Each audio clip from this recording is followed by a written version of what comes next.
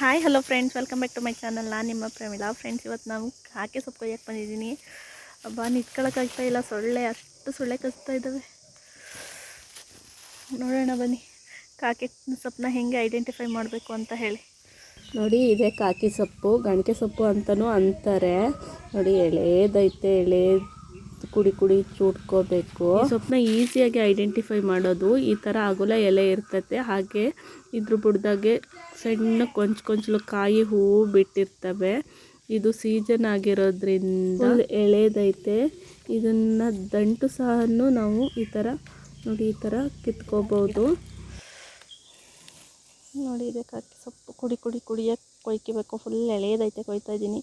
ನೋಡಿ, ಕಾಯಿ ಇದೆ, ಕಾಯಿ ಐತೆ ನೋಡಿರಿ, ಮಧ್ಯ ಗೊತ್ತಾಗುತ್ತೆ. ಗೊಂಚಲೆ ಕಾಯಿ ಈ ಥರ ಅಗೋಲ ಎಲೆ ಇರ್ತೈತೆ. ಐಡೆಂಟಿಫೈ ಆರಾಮಾಗಿ ಮಾಡ್ಬೋದು. ನೋಡಿ, ಈ ಥರ ಇರುತ್ತೆ. ಹೂವು ಬಿಡೋಕ್ಕಾಗೈತೆ. ನೋಡಿ, ಈ ಥರ ಹೂವು, ಈ ಥರ ಇದೇ ಕಾಕೆ ಸೊಪ್ಪು. ಆರಾಮಾಗಿ ಐಡೆಂಟಿಫೈ ಮಾಡ್ಬೋದು ಕಾಕೆ ಸೊಪ್ಪನ್ನ. ಸೊಳ್ಳೆ ಇದ್ದಾವೆ, ಸೊಳ್ಳೆ ಅಂತೂ ಆಯ್ತಾ ಇಲ್ಲ.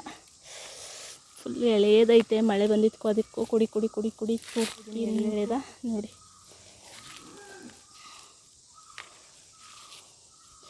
ನೋಡಿ ಹೂವು ಹಿಂಗಿರ್ತವೆ, ಕಾಕಿ ಹೂವು. ಆರಾಮಾಗಿ ಐಡೆಂಟಿಫೈ ಮಾಡ್ಬೋದು. ನೋಡಿ, ಈ ಥರ ಇರುತ್ತೆ ಕಾಕಿ ಹೂವು. ಹಣ್ಣು ಹೆಂಗಿರುತ್ತೆ ಅಂತ ಹೇಳ್ಬೋದು. ನೋಡಿ, ಈ ಥರ ಕುಡಿ ಚೂಟ್ಕೋಬೇಕು.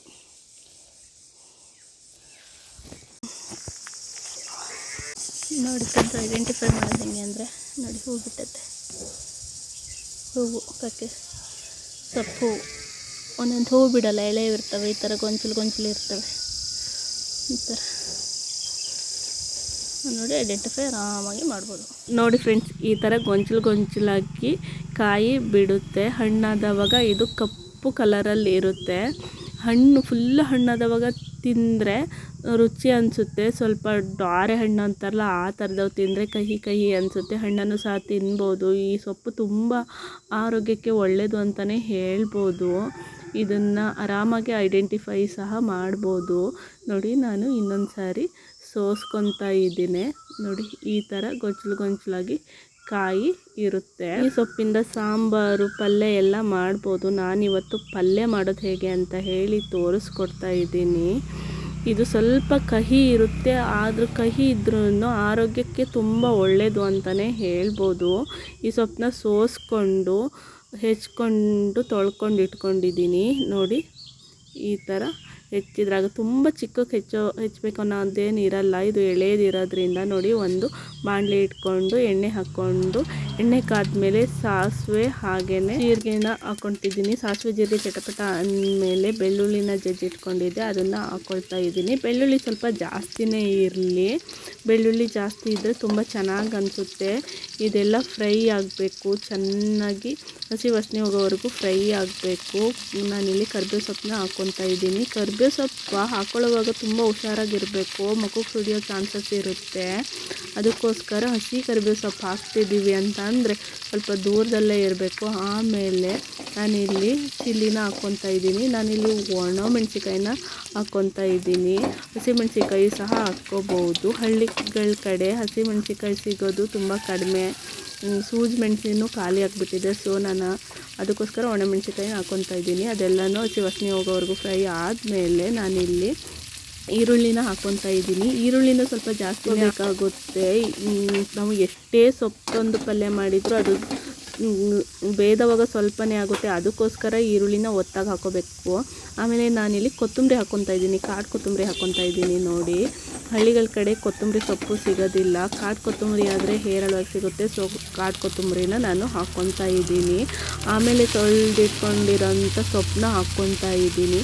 ಸೊಪ್ಪನ್ನ ನೀರೆಲ್ಲ ಹಿಂಡಿ ಹಾಕಬೇಕು, ಜಾಸ್ತಿ ನೀರಾಗಿಬಿಡುತ್ತೆ. ನೋಡಿ, ರುಚಿಗೆ ತಕ್ಕಷ್ಟು ಉಪ್ಪು ಹಾಕ್ಕೊಂಡು ಒಂದು ಮಿಕ್ಸ್ ಕೊಟ್ಟು ಚೆನ್ನಾಗಿ ಬೇಯಿಸಬೇಕು. ಸೊಪ್ಪು ಬೇಯ್ದು ಆದಮೇಲೆ ಕಾಯಿ ತುರಿನ ಹಾಕ್ಕೋಬೇಕಾಗುತ್ತೆ. ಕಾಯಿ ತುರಿ ಹಾಕೋದು ಮಿಸ್ ಆಗಿಬಿಟ್ಟಿದೆ ವಿಡಿಯೋ. ಸೊ ಕಾಯಿ ತುರಿ ಹಾಕಿ ಒಂದು ಮಿಕ್ಸ್ ಚೆನ್ನಾಗಿ ಕೊಟ್ಟು ಆಮೇಲೆ ಬಾಯಿ ಮುಚ್ಚಿಟ್ರೆ ಈ ಥರ ಆಗುತ್ತೆ.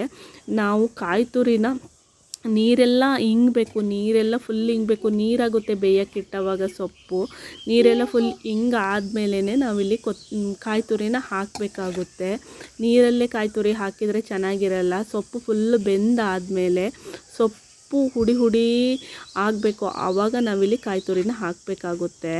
ಈ ಸೊಪ್ಪು ಸ್ವಲ್ಪ ಕಹಿ ಅಂಶ ಇರೋದ್ರಿಂದ ಕಾಯಿ ತುರಿನ ಹಾಕಲೇಬೇಕಾಗುತ್ತೆ. ಕಾಯಿ ತುರಿ ಹಾಕದೇ ಇದ್ದರೆ ತಿನ್ನೋದಕ್ಕೆ ಚೆನ್ನಾಗಿ ಅನಿಸಲ್ಲ. ಅದಕ್ಕೋಸ್ಕರ ಸ್ವಲ್ಪ ಒತ್ತಾಗೆ ಕಾಯಿ ತುರಿನ ಹಾಕ್ಕೋಬೇಕಾಗುತ್ತೆ. ಕಾಯಿ ತುರಿ ಹಾಕಿ ಒಂದು 2 ನಿಮಿಷ ಹಬೆಯಲ್ಲಿ ಇಟ್ಟರೆ ಈ ಥರ ಪಲ್ಯ ರೊಟ್ಟಿ, ಚಪಾತಿ, ದೋಸೆಗೆ ಮಾಡಿಸಿದ್ದು ಅಂತಲೇ ಹೇಳ್ಬೋದು.